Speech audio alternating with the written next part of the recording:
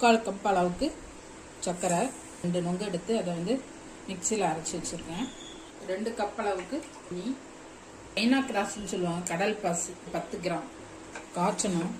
கலருக்காக வந்து நான் ஒரு பீட்ரூட் வந்து ஒரு 4-5 துண்டு இதில் வந்து சேர்த்துக்கிறேன். இப்போ வந்து நல்லதாக கரைஞ்சிடுச்சு. இப்போ நம்ம வந்து வடிகட்டிக்கணும். இதை வந்து ஒரு நொங்கு நான் வச்சுருக்கேன், அதை வந்து இதில் வந்து போட்டுக்கலாம். திரும்பவும் வந்து இந்த ஜெல்லி தண்ணியை வந்து இதில் ஊற்றிக்கலாம். ஆறட்டும், அதுக்கப்புறம் நான் காட்டுறேன். 1/2 கப் அளவுக்கு தண்ணி ஊற்றிக்கிறோம். 4 கப் அளவுக்கு சர்க்கரை இதில் போட்டுக்கிறோம். 3 கிராம் அளவுக்கு இந்த கடல் பாசி. இப்போ நல்லா கரைஞ்சிடுச்சு. 1/4 கப் அளவுக்கு தேங்காய் பால். ரொம்ப சூடோடு கறந்தீங்கன்னா திரிஞ்சிடும். 1 மணி நேரம் இல்லை 2 மணி நேரம் வச்சுருக்கணும். அவ்வளோதான்.